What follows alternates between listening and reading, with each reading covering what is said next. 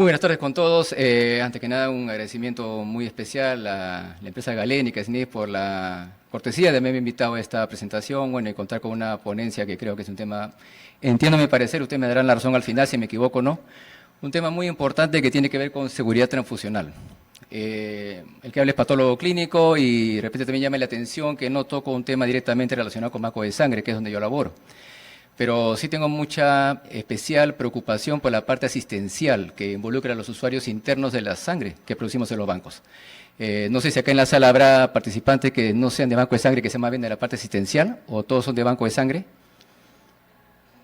Todos son de banco de sangre. Bueno, me hubiera gustado que hubieran asistenciales porque ahí les va a caer. Pero bueno, sigamos con ello entonces y vamos a dar inicio a esta ponencia.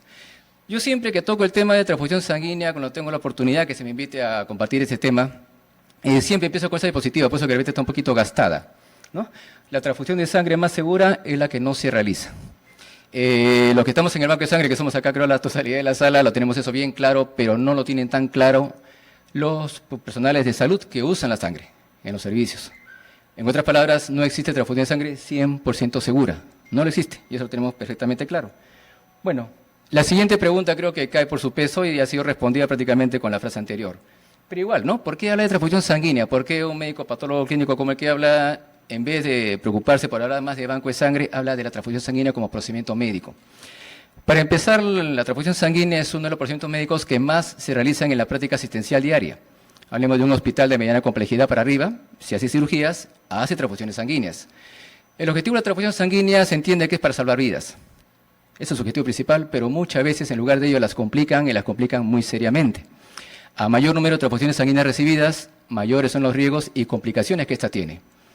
Una verdad que la gran mayoría de esos riesgos y complicaciones son perfectamente prevenibles y predecibles.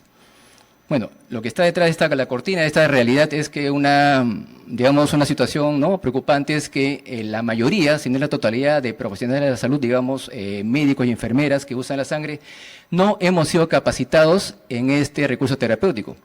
No existe un curso en pregrado ni en posgrado de transfusión sanguínea, ni mucho menos en las especialidades médicas quirúrgicas que son quienes más las usan. Yo he sido justamente una de esas promociones que no fue una transfusión sanguínea, yo la conozco a raíz de la especialidad de patología clínica. Transfusión sanguínea, quienes conocemos los médicos que hacemos patología clínica y hacemos hematología. Después, ninguna especialidad quirúrgica conoce cómo transfundir sangre de forma adecuada. Es una verdad. Bien, si hablamos de seguridad transfusional, que creo que es el tema que justamente por su peso en este momento se toca, es justamente... ¿el puntero cuál es? Perdón. Bien, yo le diría, lo resumiría para empezar ¿no? con el tema, poco a poco entrando en contexto, es un conjunto de actitudes y aptitudes en relación al acto transfusional. ¿Qué son las actitudes? Las actitudes son aquellas formas que tenemos muy peculiar de responder ante diferentes situaciones de la vida, sean situaciones agradables o desagradables. ¿Cuál es la actitud del profesional de la salud que usa la sangre frente a la transfusión sanguínea? ¿Será una actitud positiva de responsabilidad, preocupación, esmero por aprender este procedimiento? ¿O en su lugar será una actitud negativa? Indiferencia, menosprecio, soberbia, como que los hay, ¿no? En muchos colegas, y eso por experiencia propia. ¿Cuál será la actitud que predomina de repente en nuestros usuarios internos de la sangre? Segundo, lo que son las aptitudes, ¿no? Hay esa referencia justamente a ese bagaje de conocimientos que tenemos en relación a un tema en particular. En este caso, en relación a la transfusión sanguínea, nuestros conocimientos son los adecuados. Hablo de las personas que usamos la sangre, ¿no? El usuario interno. Bueno, sabemos que por formación académica lamentablemente no es la mejor capacitación que tienen en el tema. Muchas veces son conocimientos incompletos o son distorsionados acerca de las bondades de la transfusión sanguínea. Por otro lado, seguridad transfusional también implica lo que es ejercer una transfusión sanguínea con este principio que yo siempre lo comparto, ¿no? Esta es una frase que yo siempre comparto.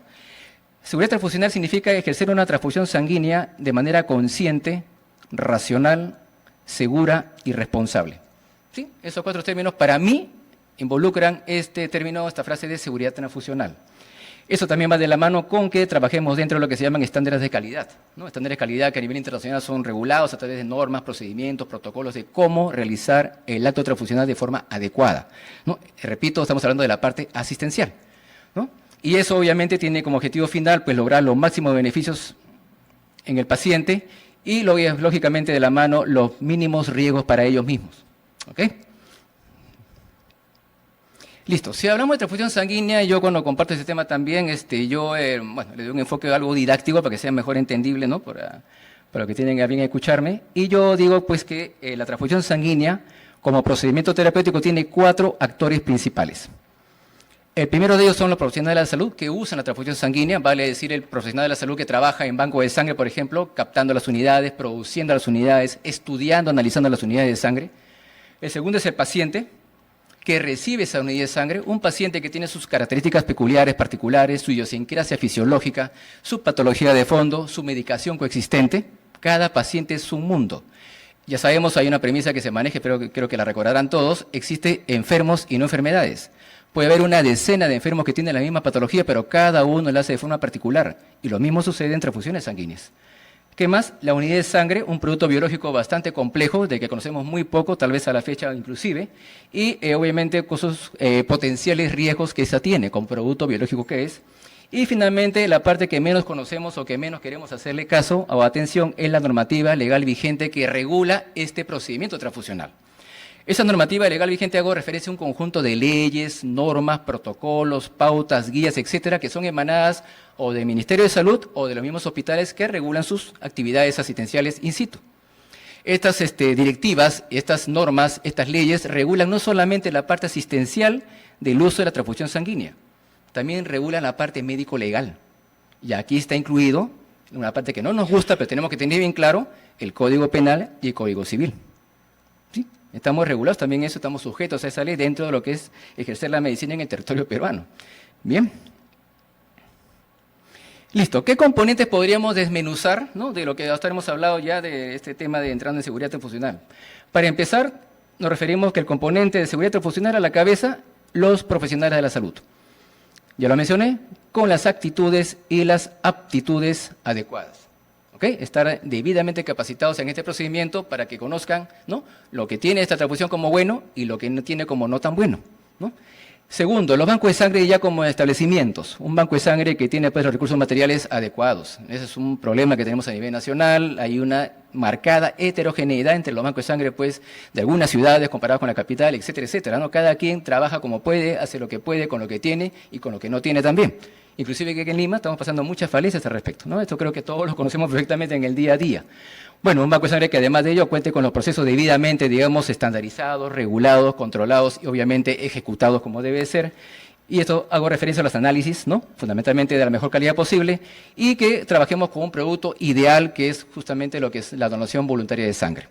Un tema que entiendo que se está haciendo bastantes esfuerzos a nivel central, bueno, dentro de lo posible que se puede hacer en esta situación tan peculiar que estamos viviendo, ¿no? Si no es la del COVID, es la pandemia, si no es la pandemia es ahora el evento climático, pero a eso apuntamos, ¿no? Idealmente que en el país algún día la población tenga cultura de donación voluntaria y que pues el 100% de las unidades de sangre sean de donantes voluntarios y reiterativos, que se entiende que es el producto sanguíneo de mejor calidad, ¿no? Por otro lado, no solamente los bancos de sangre, sino también lo que son los servicios asistenciales. Unos servicios asistenciales, hablo donde se acogen a los pacientes, con los recursos materiales adecuados, los procesos bien estandarizados. Hoy por hoy se entiende que hay una recomendación a nivel mundial, y esto tampoco es nuevo, de que cada establecimiento de salud, digamos los servicios asistenciales, tengan sus propios protocolos o guías de procedimientos. Esto es que el hospital o el servicio asistencial tenga una guía en la cual estén los pasos cómo manejar sus patologías más comunes y más frecuentes. Pues en mi caso, por ejemplo, en la maternidad de Lima tenemos esos manuales, ¿no? El área de gineco-obstetricia y el área de neonatología, que son las especialidades mayoritarias en la maternidad de Lima, tienen esos cuadernillos, esos, digamos, guías que regulan esos procedimientos. Ahora que los médicos lo estén cumpliendo la mayoría de ellos, ese es un tema aparte. Pero que deberían entenderlo todos los establecimientos. Y ahí estaría incluido también el uso de la transfusión sanguínea, cómo se debe usar, cómo se debe pedir, y todo esto para que den las pautas y para que la labor asistencial de los médicos, que son los que prescriben la transfusión sanguínea, sea pues en forma homogénea, todos por igual, y no que cada uno haga lo que cree que debe hacer, como si fuera una selva, ¿no? De eso no se trata justamente. ¿Qué más? Y obviamente cuando están debidamente capacitados y los procesos están debidamente documentados y regulados y respaldados técnicamente, se llega pues a ese uso racional de la transfusión sanguínea. Bueno, esa es la primera parte de lo que es la cadena asistencial, porque después de la prescripción adecuada de una transfusión sanguínea, ¿qué sigue? Su atención y su administración adecuada. Y ahí entra a tallar justamente el otro profesional asistencial, que es el personal de enfermería, que tampoco ha sido adecuadamente capacitada. Las enfermeras obviamente hacen lo que pueden, con lo que saben o poco que saben, pero hay muchas problemas asistenciales que ha habido, ¿no?, en muchos hospitales, en la cual la enfermera se ha documentado pues que realmente hay cosas que no debió hacer. En otras palabras, en transfusión sanguínea se debe hacer las cosas bien, cuando se tienen que hacer y como se tienen que hacer. Entonces, muchas complicaciones han sido justamente por ese desconocimiento o bien indiferencia acerca del acto transfusional. ¿Qué más incluye lo que es componentes de seguridad transfusional? A mi parecer, también lo que es los comités hospitalarios, perdón, me está acá salteando, uso racional, atención, el manejo oportuno y preventivo de las reacciones adversas a la transfusión sanguínea, que los hay bastantes y ese es tema ya de otra presentación, otro tema muy aparte, para no salirnos mucho del objetivo de este tema. La transfusión sanguínea autóloga, una opción de transfusión sanguínea segura, que se usa hace muchos años en muchos países, sin embargo en nuestro país es desconocida por la gran mayoría de médicos y enfermeras. No lo conocen. Y eso funciona hace décadas en muchos países como una alternativa de sangre segura para el paciente que se va a operar en forma electiva. No se usa, no se conoce, se pone siempre mil y una trabas. Yo en la maternidad les comparto una experiencia muy ingrata. Yo tuve todo el esmero de implementar la transfusión sanguínea autóloga en coordinación con el departamento de cirugía, anestesiología en la maternidad. Y habrá durado pues ese ímpetu unos 2 años a lo mucho. Me cansé de desistir porque los médicos de planta, los médicos asistenciales, pues lo consideran una pérdida de tiempo, ¿no?, hacer esa posibilidad de transfusión sanguínea para el paciente, darle esa oportunidad. Trabajé en un tiempo con los residentes, pero como ustedes saben, los residentes son aves de paso, ¿no? Lo hacen, se esmeran, se van y me quedo de vuelta empezando en cero y obviamente todo tiene un límite, ¿no? Pero lamentablemente sí hago un mea culpa, porque algo de mi culpa debe tener ahí, de que no he logrado hasta ahora implementar la transfusión sanguínea autóloga en la maternidad de Lima, sobre todo en las cesáreas programadas. Y sí es cierto, la paciente con cesárea programada, que tiene una adecuada función fetoplacentaria, pueden beneficiarse de una transfusión sanguínea autóloga, sea por predepósito o sea por hemodilución normovolémica prequirúrgica. Lo pueden hacer, está fisiológicamente respaldado y documentado, pero no se hace. Bueno, seguimos. ¿Qué más podríamos acá, a mi punto de vista, digamos, como componente de la seguridad transfusional? Es lo que se llama el Comité Hospitalario de Transfusión Sanguínea. Se recomienda que a nivel mundial se dice que todo establecimiento que use transfusiones sanguíneas debería tener conformado un comité hospitalario de transfusión sanguínea que estaría conformado a su vez por un conjunto de médicos, cada uno de las especialidades que usan la transfusión sanguínea en ese hospital. ¿Para qué? Para que en conjunto, en forma coordinada, regulen la transfusión sanguínea en ese establecimiento. Ese comité estaría encabezado por el director del hospital o su representante, también un área administrativa y de logística, también sí, no es asistente, pero logístico, ¿por qué? Porque el logístico compra los insumos para el banco de sangre, compra la bolsa de sangre, compra los reactivos, y para que conozca el tema de fondo, para que se sensibilice y a la hora justamente de priorizar compras en los hospitales, le dé la atención que requiere el banco de sangre y todo lo que amerita, porque es un área de emergencia, es un área crítica, ¿no? Y eso obviamente el objetivo de ese comité, como repito, es vigilar, promover el uso racional de la transfusión sanguínea por parte de los médicos. Y eso no se da, bueno, también tienen su responsabilidad promover, digamos, cursos de capacitación, ¿no?, dirigido al personal médico, al personal de enfermería, etcétera, ¿no?, como que se da en varios sitios, ¿no? Y ese es uno de los objetivos, justamente buscar los errores y tomar las medidas correctivas que esto merita. Y por otro lado, también un comité o un programa que también tiene un objetivo semejante es los programas de hemovigilancia. En nuestro país, si decimos las normas de Pronaevas, existe pues justamente una ley que promueve la hemovigilancia, pero en la realidad no existe todavía. No existe, simplemente está en el papel muy bonito, fue aprobado hace muchos años, pero no es en realidad, porque esto requiere pues obviamente un recurso humano dedicado a eso.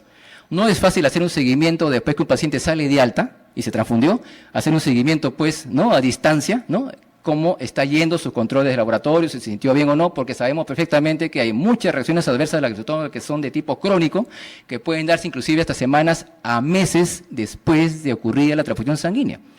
Un ejemplo de ellas es la enfermedad de rechazo injerto huésped. Se puede dar hasta los 6 meses después, hay un artículo por ahí que encontré, 6 meses después de ocurrir la transfusión sanguínea, y es una complicación mortal.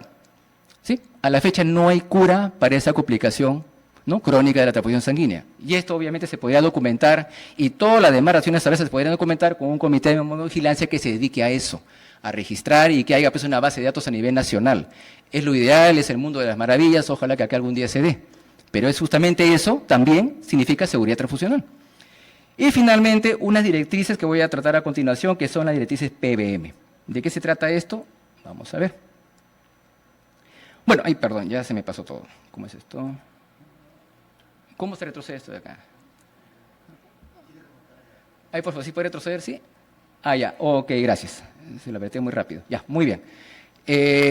Bueno, todo lo que hemos hablado hasta ahora, que involucra, como ustedes han visto, banco de sangre y servicios asistenciales, tiene que ver con lo que conocemos perfectamente en los bancos, que es la cadena transfusional, ¿no? Esta cadena transfusional, que sabemos que inicia de izquierda a derecha, pues obviamente empieza en el banco de sangre con la captación de los candidatos que, si son aceptados, ¿no?, como idóneos, se convierten recién en donantes de sangre.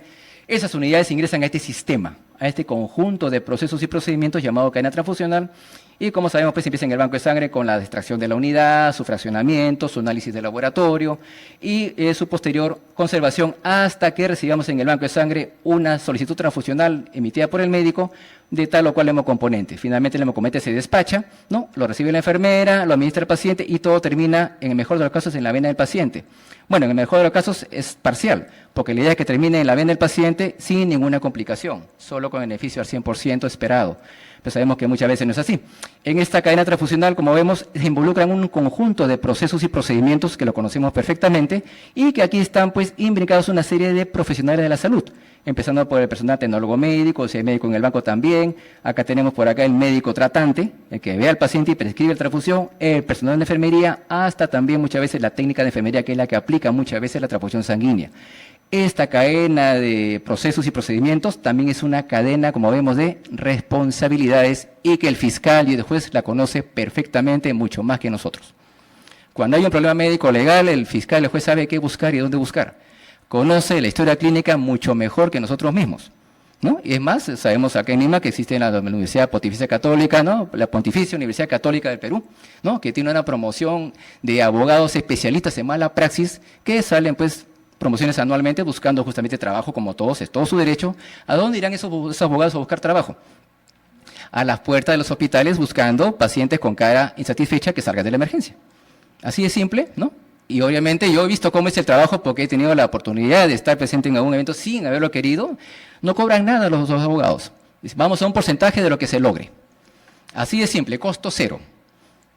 Y encima tenemos en todos los hospitales, en las emergencias, estos paneles para que inclusive haya denuncias o quejas anónimas. ¿O no es así? ¿No? Eso se lo debemos a su salud, ¿no?, como una cortesía. Muy bien, entonces todo eso estamos trabajando ahí. En banco lo conocemos perfectamente, entiendo que sí, pero eso no lo tienen bien claro los servicios asistenciales que son nuestros usuarios internos. Bien, prosigamos. Veo cara de asustados, ¿por qué? No tiene por qué estar asustados, estamos poniéndonos al tanto de lo que ya conocemos, ¿no? Bueno, cuando hablamos de calidad de la donación, pues estamos hablando justamente de lo que es la donación voluntaria. No voy a entrar al tema, lo conocemos perfectamente, pero tenemos que tener claro que eso tenemos que apuntar. Hay muchas dificultades para hacer campañas, hay muchas dificultades porque no tenemos recursos humanos. Yo mismo estoy pasando por ello. Y no tenemos la capacidad instalada necesaria, nos falta material, nos falta reactivos, pero tenemos que tener claro que ese es el norte, que algún día tenemos que llegar, ¿no? Y de ahí empieza seguridad transfusional. No es todo, pero es parte de la cadena, digamos que es el primer eslabón, ¿no? ¿Qué más? Nuestros análisis de laboratorio. Yo siempre esto también lo comparto y todavía con más ganas cuando estoy en la sala, colegas o también personal de enfermería que tenía algunas oportunidades, gracias a Dios, de compartir información, al menos ojalá que algo quede. Y yo les comparto de frente que tenemos esto que se llama, ¿no?, que yo lo llamo limitación técnica y tecnológica de la época. Entonces, exámenes de laboratorio, le digo, colegas, no son perfectos, ¿no? Tienen muchas limitaciones y una de ellas, por ejemplo, es lo que conocemos perfectamente nosotros, que es el periodo ventana, ¿no? Y esto, cuando yo lo comparto y lo abro abiertamente a los colegas y enfermeras, muchos colegas patólogos clínicos me critican. Sí, me hacen bullying, me pasen muecas, que me hacen hasta aquí, que debería callarme. Bueno, y yo digo, ¿por qué? No deberías comentar eso porque siembras temor, pánico en la gente y no tienes por qué. Y al contrario, si el usuario interno de la sangre, médico, enfermera, conoce perfectamente que esto no es seguro 100%, por más que le diga tamizaje 100% no reactivo, está limpiecita la sangre, puede que sea mentira. Y no porque yo haya trabajado mal, sino que tengo una limitación tecnológica que la tienen en todo el mundo, que es, por ejemplo, periodo ventana. Entonces, eso, decirlo para unos colegas está mal y yo no creo que esté mal. Estoy compartiendo la verdad. ¿Por qué? Porque una vez que estemos enterados de la calidad limitada que tiene el producto que me estás entregando, todos vamos a transfundir lo mínimo necesario. ¿O me equivoco? O si hay un colega acá cree que estoy cagado, porque yo creo que el decir la verdad y compartirla abiertamente creo que es lo mejor que se puede hacer, para que todos no siembren, aunque sea por miedo, el uso racional de la sangre, ¿no? Entonces creo que esto de la tecnología y la periodo ventana lo conocemos ya bastante. Pasemos a la siguiente. La indicación médica, ¿no? Ese es otro punto, ¿no? Hay muchos colegas, ya les dije, de las aulas que no han sido debidamente capacitados en cómo indicar la transfusión sanguínea. Hay un uso irracional, inconsciente, hasta irresponsable, ¿no? Que pone la sangre porque está flaquito, ¿no? Y para que aumente de peso. A mí me tendría que poner por lo menos 10 unidades, entonces, porque estoy, ¿no? Al límite. No, dale un paquete de Lugolab porque le aumente chapita, porque está pálido, chaposito. Ponle plasma para que le aumente las defensas, le aumente las proteínas, le aumente los anticuerpos. ¿Han escuchado eso? Yo más de una vez lo he escuchado, inclusive acá en Lima. Increíble, pero sí. O sea, todavía hay esa, digamos, pautas de indicación. Increíble que a la época, pero sí. Entonces es terrible la ignorancia que existe en relación al tema. Piensa que decir tamizaje no reactivo ya es la sangre está limpiecita. Y cuando les cuento que solamente son 5 agentes infecciosos que estaban tamizando, 6, perdón, ¿no? 7, pero en realidad son 6. La hepatitis B es doble. Claro, son 6 nomás. No, son 6, aparte que esos 6 encima están mal estudiados, recién se les pone los pelos de punta y me vuelan la unidad, ¿no? Y es que es así, pero bueno, como les digo, la ignorancia a veces es, ¿no? Uno desconoce y por desconocimiento cae o expone. Bien, el procedimiento transfusional, obviamente eso cae en campo en la enfermera, muchas enfermeras no saben cómo administrar una transfusión sanguínea, o sea, claro, lo administran como cualquier terapia endovenosa y se olvidan o no tienen claro el concepto que la sangre es un tejido. Es un tejido conectivo especial, pero es un tejido al fin. Entonces le digo a la licenciada, cuando estamos infundiendo sangre, entonces, ¿qué estamos haciendo? ¿Estaremos haciendo un trasplante de un tejido? Un trasplante con toda la complejidad que conocemos de un trasplante. Un trasplante que toma muchas precauciones previas, pruebas cruzadas, etcétera, etcétera, y encima hay muchas complicaciones de un trasplante. Este es un trasplante. Por más que parezca una infusión endovenosa de una terapia común y corriente diaria, pero es un trasplante de un tejido de un paciente, de una persona que la dona a una persona que la recibe. Entonces, como tal, hay muchos riesgos y hay muchas pautas que tenemos que tener. Por ejemplo, la infusión, el ritmo de infusión, el goteo inicio lento para evitar y detectar a tiempo cualquier reacción adversa transfusional severa, el hecho de que el paciente está constantemente vigilado, porque las reacciones se pueden presentar durante la transfusión hasta meses después. Entonces, y las más graves, estadísticamente, se presentan en los primeros minutos, con las primeras gotas. No es que yo infundo y me doy la vuelta. O la clásica, ¿no?, que muchas veces me comparten, no, doctor, es que yo a mi paciente lo premedico. Le doy su Dexa, le doy su clorfeniramina y con eso estoy tranquila. No, y ese es el problema, ¿no? Cuando me preguntan a mí que si estoy a favor o en contra de la premedicación, digamos, transfusional, yo le digo que no estoy de acuerdo. Yo no soy la idea de premedicar, porque justamente el problema no está en la premedicación, está en el hecho de que como he premedicado, ya me doy la vuelta y hago otras cosas. Y debo al paciente, regreso en 1 hora para quitarte la bolsa, le dice, ¿no? Yo escuchaba así, le dicen, una bolsa, regreso para ver cómo está la bolsa. Regreso y está frío el paciente. ¿Ha sucedido así? Claro, todos lo salen en televisión, pero ha sucedido más de una vez, ¿no? Entonces, ¿y eso se da por qué? Porque justamente la premedicación me empuja a esa falsa sensación de confianza de que no va a pasar nada. Como le puse sus ampollitas y sus pastillitas, ya con eso el paciente se va a calmar. Obviamente, si lo que viene de fondo es un shock anafiláctico, un problema hemolítico, no hay ampolla que la aguante. Un par de minutos y listo, va a superar el umbral y se va a disparar todo el proceso.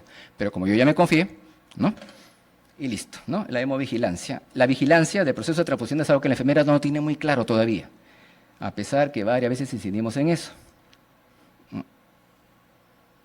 Uy, ahí está. Bien, y obviamente esto pues está involucrado, está, digamos, contenido de todo lo que a veces desconocemos que es la parte médico-legal, ¿no? Tenemos que tener bien claro que nuestros procedimientos asistenciales, sea que hagamos en el banco de sangre o sea que hacemos en el servicio asistencial, está sujeto a mucha regulación y que muchos que no son del banco de sangre lo desconocen. No tienen idea, cuando recién les comento y les muestro todas las leyes que hay, se sorprenden. Decía, ¿qué tanta regulación tiene? No tenían ni idea y son médicos especialistas, cirujanos que usan la transfusión sanguínea constantemente. Inclusive algunos son médicos anestesiólogos y no conocían esto, no sabían que era tan regulado. Pensaba que todo no pasaba de una guía, un protocolo de pasos para indicar y listo, no. Hay todas unas leyes, nomás que la población, digamos, asistencial de médicos desconoce totalmente, ¿no? Estos aspectos médicos y legales tenemos que tener muy presente porque involucra a toda la cadena transfusional, a todos los que participamos dentro de esta cadena transfusional. Algo importante también cuando hablamos de mala praxis médica, te comparto, ¿no? Algunos compañeros de enfermería, ¿no? Enfermera, profesional de la enfermería, piensa que como dice mala praxis médica, solamente coge al médico, ¿no? El médico nomás irá a la cárcel. Yo no, pues es médico, dicen mala praxis médica. Y se olvidan que cuando hablamos de mala praxis médica, involucra a todos los profesionales de la salud que tuvieron que ver directa o indirectamente con el paciente que fue atendido y que tuvo un daño pues severo, que ameritó una denuncia a la familia, ¿no? ¿Y cuál es la idea acá? Uno lamentablemente porque trabajamos con vidas humanas, estamos expuestos diariamente a esos procesos, a esos riesgos médico-legales. Es una gran verdad, no podemos escapar a eso, es parte de nuestra función. Pero si uno demuestra ante la ley que hizo lo que tenía que hacer y como lo tenía que hacer, vamos a salir bien librados de ellos. Particularmente te comparto, yo he participado, me he visto involucrado hasta ahora en la Maternidad de Lima en 6 procesos médico-legales. ¿No? Hubo falla en tal o cual sitio, en todo el proceso de la cadena transfusional, y bueno, como Banco de Sangre como jefe de Banco de Sangre tuve que demostrar ante la ley, ante la autoridad, llevando mis corridas de tamizaje, llevando mis controles de calidad, llevando mi ficha de donación, que todo estaba adecuado, y con eso, felizmente, gracias a Dios, he venido saliendo librado de ello. Pero estamos expuestos a eso. Y la idea es que salgamos bien librados de esto es justamente haciendo lo que tenemos que hacer, y como lo tenemos que hacer, en banco lo tenemos claro, pero en la parte asistencial, usuarios internos de la sangre no lo tienen claro, no, nada claro. Bien, y dentro de esas digamos, propuestas que puse de lo que es transfusión sanguínea, hay unas que se llaman directrices PBM. ¿De qué se trata esto? Bueno, mi inglés es terrible, así que no me hagan leer esto. Esto significaría algo así como gestión adecuada de la sangre del paciente en riesgo de ser transfundido. ¿Escucharon bien? Gestión de la sangre del paciente en riesgo de ser transfundido. Esa es digamos, la traducción adecuada de esta frase, ¿no? Que es la directriz PBM, como se conoce. Estas directrices PBM se enmarcan dentro de lo que se llama políticas de transfusión sanguínea restrictiva, que es una corriente mundial que empezó hace varios años atrás. Sí, el siglo pasado era justamente digamos, una política o una costumbre de transfusión sanguínea libre, ¿no? Libre, a libre demanda. Pero un tiempo para acá, conforme se va conociendo más la transfusión sanguínea, sobre todo sus riesgos potenciales, se ha optado ya por promover a nivel mundial, y esto lo está haciendo la OMS, política de transfusión sanguínea restrictiva, o sea, racional, ¿no? Al 100%. ¿De qué se trata esto? ¿Cómo empezó esto? Bueno, esto es producto de una publicación que hizo la OMS en su 63 asamblea, que fue en Ginebra, como siempre lo hace, el año 2010. Y saben que cada asamblea, la OMS hace una publicación de sus acuerdos, ¿no? Y bueno, es un libro realmente, yo lo descargué en su momento, parece una Biblia, ¿no? Y acá justamente en el capítulo 12 de este documento, que lo pueden ver en internet, lo pueden descargar, ¿ok? Ahí está publicado esto, está en castellano, no hay problema, ¿no? En el capítulo 12 hace referencia justamente a promover en los países, ¿no? Que son socios, asociados de la OMS, en adelante, con sus gobiernos, con su Ministerio de Salud y con sus hospitales, ¿no? El promover políticas de transfusión sanguínea restrictiva, justamente por todos los riesgos que esto tiene. ¿Y esto se le ocurrió a la OMS de un momento a otro? No, esto partió justamente de una experiencia que se dio en el país de Australia y lo hizo su equivalente a un Ministerio de Salud, no recuerdo cómo se llama ahorita el equivalente, pero es el equivalente al Ministerio de Salud de Australia, ¿no? Empezó ahí por el año 2005 a implementar un programa, ¿no? De control de los pacientes que se iban a transfundir. Fue muy meticuloso en las indicaciones, comenzó a validar un montón de pautas para justamente lograr mejorar la estancia hospitalaria, mejorar la mortalidad de esos pacientes transfundidos. Y vaya que lo lograron, porque esos resultados se publicaron y fueron tomados como referencia por muchos países en Europa que ya lo vienen practicando, esta directriz PBM, y la OMS lo tomó como suya y lo publicó como tal en esta asamblea, ¿no? Esas políticas PBM justamente lo que lograron era no solo disminuir las complicaciones en los pacientes, no solo mejoraron la disponibilidad de unidades de sangre para emergencias reales en los bancos de sangre, ya que no había uso irracional, y finalmente algo que le gusta mucho a los directivos, mejora, o mejor dicho, disminuye los costos hospitalarios. Al haber menos pacientes complicados, obviamente se ahorra dinero para las cosas que se puedan usar. Entonces, excelente, hay beneficios por todos lados. Es una experiencia de 5 años que se publicó y la OMS por eso lo tomó como suya y muchos países vienen implementando ya estas directrices PBM. Acá en América Latina, que yo tengo conocimiento, México es uno de ellos que ya empezó hace algunos años. Está en pañales, digamos, Brasil creo. Y bueno, acá en Perú, vamos a ver, está en la maternidad. Yo estoy que lo quiero implementar el año pasado, pero nadie me hace caso. Y bueno, así estamos. Compartimos las penas también. Bueno, estas directrices PBM tienen 3 pilares fundamentales, ¿no? 3 pilares fundamentales. Se habla muchas veces de lo que es... vamos a verlo acá mejor en castellano. Acá no, en inglés ya te dije que es terrible, así que pasemos a los componentes. El primer pilar se refiere a lo que es el aumento de la masa eritrocitaria en el momento prequirúrgico de los pacientes que se van a operar, ¿no? En cirugías selectivas, la idea es que entre a la sala de operaciones con la mejor masa eritrocitaria posible. En otras palabras, significa esto que veamos los medios adecuados para lograr lo que se llama la estimulación, ¿no? Prequirúrgica de lo que se llama la eritropoiesis. Esto es, si en el prequirúrgico se detectan pacientes que tienen anemia, ¿no? Obviamente la anemia ferropénica, a la que se hace referencia, que es la más frecuente, darle su suplemento de fierro, sea fierro oral o sea fierro parenteral, la que se pueda manejar, con la finalidad de que entren estos pacientes a sala de operaciones con la mejor hemoglobina posible y por ello se minimice el riesgo de ser transfundidos en sala de operaciones o después de sala. ¿Estamos claros? Hay muchos detalles, no voy a entrar en detalles porque no quiero cansarlos, no quiero, y también tengo un límite de horas, no sé si me estaré pasando, pero de eso se trata, ¿no? Ese es el primer objetivo, el primer pilar de las políticas PBM. El segundo pilar de las políticas PBM significa, o está referido a lo que se llama minimización de las pérdidas sanguíneas en el acto operatorio. ¿A qué se refiere esto? Por ejemplo, y esto a muchos cirujanos no les gusta cuando les digo, bueno, aquí se apela obviamente a que tu técnica quirúrgica sea limpia. ¿A qué se llama que sea limpia? No me refiero a que sea estéril, no se supone que va a ser estéril, me refiero a que no sea sangrante más de lo necesario. Hay cirugías, y la verdad que hay cirujanos y hay cirujanos. Yo, obviamente, cuando hice mis prácticas de pregrado como interno, entré a muchas cirugías y a unas daba gusto entrar, en otras salía todo salpicado. ¿No? Entonces, es que hay cirujanos que son muy exquisitos en tratar de ahorrar la mínima gota de sangre del paciente. Están cortando y están cauterizando, están cortando y están cauterizando. Otros no. Entran, es un desbalance ahí y luego ya que se encargue el interno de suturar, ¿no? Eso hay. Entonces, obviamente, cuando yo como cirujano, en mi cirugía la hago que sea limpia, que sangre lo menos el paciente, porque estoy cauterizando, ahorrando, evitando que se transfunda, eso se llama cirugía limpia y eso es apostar justamente por la minimización de pérdidas sanguíneas en el campo, ¿no? Y eso obviamente se va también de la mano con el manejo farmacológico preventivo ¿de qué? De pacientes en los cuales yo detecten en la consulta ambulatoria prequirúrgica que tienen algún problema de hemostasia. Problema con las plaquetas, un problema con factores de coagulación, ¿no? Hacemos alguna patología que no vamos a entrar al detalle de la parte hematológica. Entonces, darle las medidas farmacológicas necesarias para que el paciente entre con una hemostasia equilibrada fisiológicamente a hacer operaciones y no requiera transfusiones por ese problema que se pudo prevenir farmacológicamente días antes. ¿Ok? Y obviamente un adecuado seguimiento postoperatorio.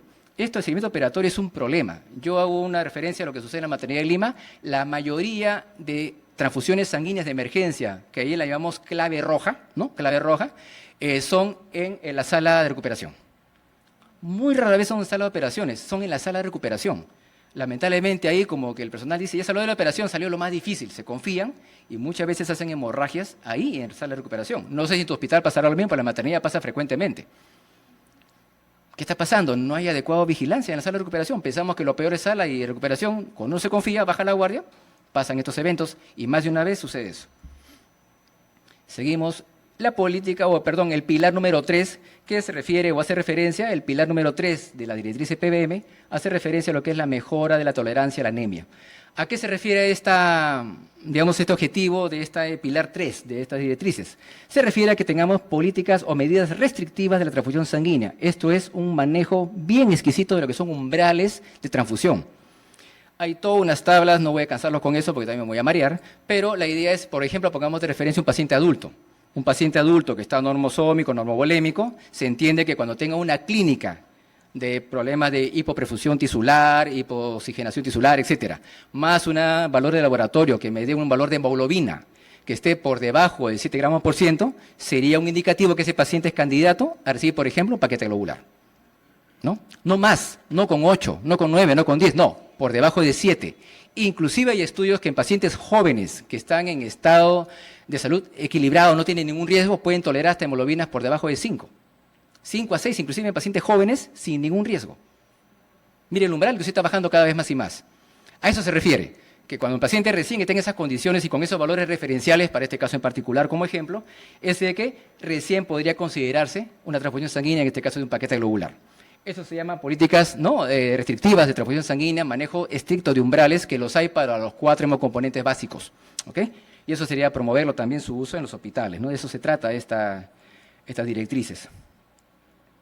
Bien, y finalmente esta estrategia, también esta diapositiva me gusta porque también lo promueve la directriz PBM, que son las prácticas de no hacer, do not do. Creo que significa así, ¿está bien? Ay, qué vergüenza, ya no importa. Ya, eso dice, ¿ya? Ok, ¿a qué significa estas prácticas de no hacer? Dice, no transfundir valorando únicamente la cifra de hemoglobina. Esto es cierto, ¿no? Ahorita, lamentablemente, los hospitales están saliendo promociones de médicos que son, yo digo, médicos light. Todos son exámenes de laboratorio, todos son exámenes la resonancia, la recontrafluoroscopía tridimensional, etcétera, pero no examinamos a los pacientes. La semiología clásica del libro de escuela está quedando prácticamente olvidada. Y eso es terrible, porque una transfusión sanguínea debería definirse, digamos, o prescribirse en base prioritariamente a la evaluación física del paciente. Las pruebas de laboratorio son solamente pruebas de apoyo, ¿no? De sustento, pero la clínica manda. Entonces, no solo con valores de hemoglobina, porque una hemoglobina igual, un valor de 8, puede significar diferente en cada paciente. Cada uno tiene un mundo, un universo. ¿Qué más? No transfundir con hemoglobina mayor de 8 a pacientes sin clínica de anemia y o enfermedad cardiovascular grave. Claro que sí. Evitar, 3 dice acá, evitar la transfusión en el paciente joven y sano sin sagrado activo. Vea, acá está justamente lo que mencioné, con una hemoglobina que esté por encima de 6. ¿Ok? O sea, una hemoglobina de menos de 6, recién en pacientes jóvenes, ¿no? Estaría indicado transfundir paquete globular. No transfundir con hemoglobina mayor de 8, pacientes en cuidados intensivos, hemológicamente estables, sin sagrado activo y que no sean neurocríticos. Bueno, problemas del sistema nervioso, claro.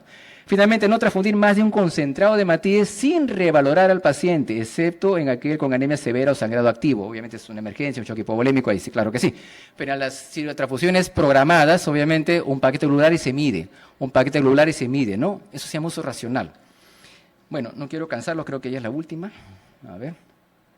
Bueno, en conclusión, que hemos hablado en este espacio, que les agradezco haberme brindado su paciencia, ¿no? Es justamente, ¿no? Hemos hablado de lo que es seguridad transfusional, hemos llegado a unas pautas que nos hablan, en otras palabras, de lo que es eficacia y eficiencia de la terapia transfusional.